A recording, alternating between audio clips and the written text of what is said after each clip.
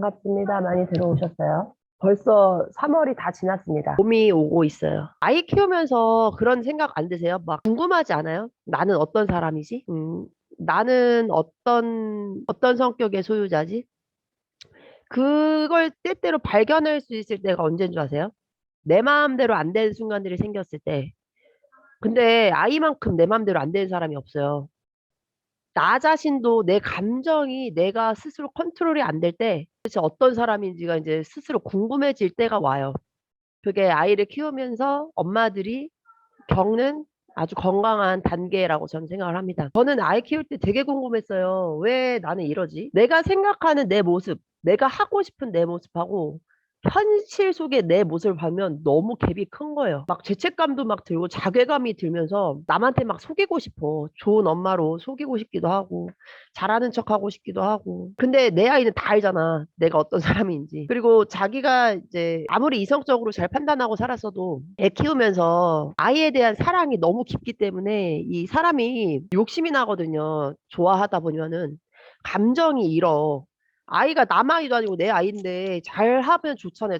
잘했으면 좋겠고 사랑해주고 싶고 예뻐해주고 싶고 막 그런데 그게 내 맘대로 안 되니까 이제 막 진짜 병원 한번 가가지고 아니면 병원 정신병원 가보라고 저는 솔직히 추천도 받았습니다. 잘하고 싶은데 잘 안 돼서 너무 슬픈 거야 내가. 그러니까 우울증이 왔던 것 같아요. 그때 그래서 어떻게 좀 치료를 좀 받아보셔라. 근데 어떤 정신병원 치료를 받으라는 게 아니라 좀 상담을 가서 힘든 부분을 좀 공유하고 누군가하고 이렇게 얘기도 좀 하고 해봐라. 근데 그게 쉽진 않잖아요. 애기 놓고 가가지고 누구랑 상담하고 하는 게 쉽지도 않고 또 돈이 들어. 남편하고 또 부닥칠 때마다 나는 왜 이렇게 맨날 싸우고 살아야 되는지. 행복하게 육아하고 싶고 행복하게 부부 생활하고 싶은데 그게 안 되는 거지. 잘 해주고 싶고 좋은 엄마가 되고 싶은데 그게 잘 안 되니까 너무 힘들고 또 그 스트레스, 애기랑 잘 하고 싶었던 그런 스트레스가 남편한테 이제 가다 보니까 부부 생활도 안 좋아지고 막 이렇게 막 문제가 너무 심각한 것 같은 거야. 나는 왜 이렇게 잘 살고 싶은데 이렇게 문제가 많은 삶을 살고 있지? 막 이런 생각이 들면서 같이 키우는 남편조차도 나를 잘 이해를 할 수가 없고 뭔가 내가 잘못하고 잘잘못을 계속 따지려고 들어. 그랬을 때 되게 속상하거든요, 엄마들은. 나도 지금 초보 엄마고 잘하려고 애쓰는 건데 그걸 잘한다, 못한다 이렇게 그냥 말해버리면 그만큼 죄악이 없거든. 그래서 제가 대표적으로 그렇게 말을 하잖아요. 내가 얼마나 못난 엄마고 부족한 엄마였고 불완전한 사람이었는지. 저는 그래서 그걸 오픈하는 걸 굉장히 즐겨해요. 한 번에 성공하는 거 없어요. 애기들 키우면서 뭔가 새로운 걸 시작했어. 예를 들어 뭐 책 읽기를 시작했고 그 과정 속에서 실패 없으실 것 같으세요? 실패를 굉장히 많이 거듭해 본 사람만이 진짜 성공을 하거든요. 근데 조금 착각하고 있는 게 뭔가 한 번 시도하면은 다 한 번에 될 줄 알고 있는 사람들이 있어. 꾸준하게 노력하고 실패를 극복하지 않으면 절대 끝은 밝지가 않거든요. 그런데 그때 어떻게 극복할까요, 저는? 아이를 딱 봤는데 우려스러울 때 있잖아요.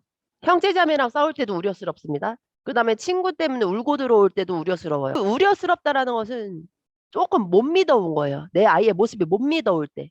그때가 가장 고통스러우실 거예요, 지금 여러분들이. 뭔가 만족스럽고 흡족하다 그러면은 고민이 없어. 근데 나는 흡족한 부분으로 이렇게 기대를 해서 노력을 하고 있는데 내 아이나 내 남편을 보면 진짜 흡족한 걸 떠나가지고 불안해. 그래서 그 불안한 부분을 꺼내보는 게 굉장히 중요해요. 내 마음속에 말 안 하고 이렇게 쌓아두면 그건 안 풀려요. 3살, 4살 친구들의 언어 발달이 왜 필요한지를 엄마가 알고 있어? 사람이 말을 왜 해야 돼요? 여러분들이 말을 못 한다고 생각해봐.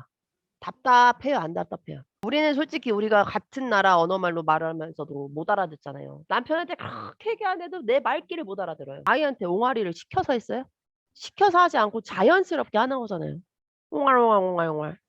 근데 이 아이가 뭔가는 표현을 하고 싶은데 그냥 사람은 태어나면 본능적으로 목소리와 혀의 근육을 활용하고 입의 근육을 활용해서 배웁니다. 근데 동물들은 그런 언어, 자음과 모음, 원 자체가 없기 때문에 그냥 목에서 나온 소리를 짖어대는 거예요, 그냥. 짖잖아요. 근데 사람은 짖는 거 이상으로 표현 방법들을 굉장히 많이 만들어서 언어를 만들어낸 거야. 왜? 능동적이기 때문에. 동물하고 저는 인간을 많이 비교를 하거든요. 본능 이상의 사고를 할 수가 있는 건데 동물은 본능적으로 살아요. 먹고 자고 번식하고 이 3 가지밖에 없어. 근데 그건 누가 알려줘서 하는 게 아니라 타고났어. 그럼 우리도 잘 비교해 봐요. 우리도 동물과 같이 먹고 자고 번식하고 이거 누가 알려주지 않아도 없죠. 오히려 우리는 그걸 절제를 해야 되는 상황인 거지. 오히려 인간들은 규칙과 절제와 규율이 있기 때문에 그래서 인간에게 가장 기초적으로 필요한 게 언어인 거예요.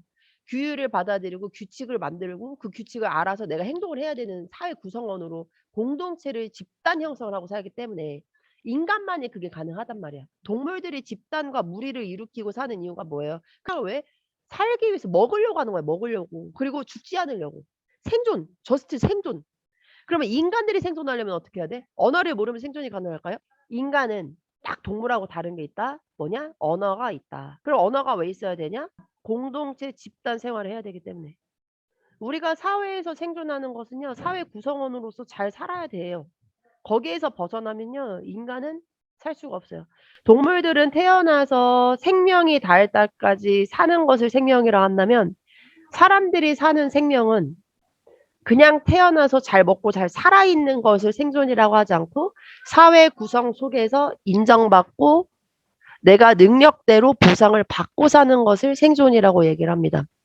즉 아이들이 태어나자마자 언어를 배우고 말을 할 줄 알고 잘 들어먹을 줄 안다는 것은 이 아이의 생존 가능성과 생존 능력의 성장이라고 보시면 돼요.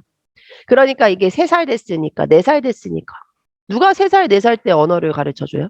그 아이는요 뱃속에서 8주 됐을 때부터 언어를 배우고 있었어요. 8개월 정도의 언어에 노출이 되고 태어나서 진짜 이제 더 가까이서 엄마의 음성을 통해서 언어라는 걸 듣고 엄마의 입모양을 보면서 언어를 배우기 시작합니다.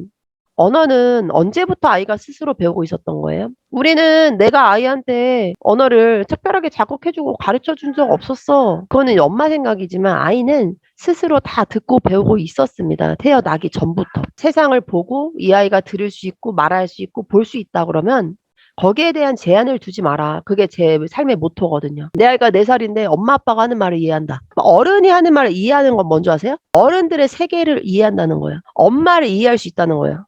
엄마가 나한테 저렇게 말하는 이유가 저거구나. 그렇기 때문에 이해 관계가 되는 거예요. 그러니까 떼쓰거나 우기거나 그러지 않아요. 말로 표현합니다. 못하겠는 건 못한다. 싫은 거 싫다. 말로 풀면 되잖아요. 갈등은 생기죠. 근데 거기서 울고 떼쓰고 막 감정을 빼서 내가 해결하느냐, 언어로 표현을 해서 해결을 빠르게 하느냐,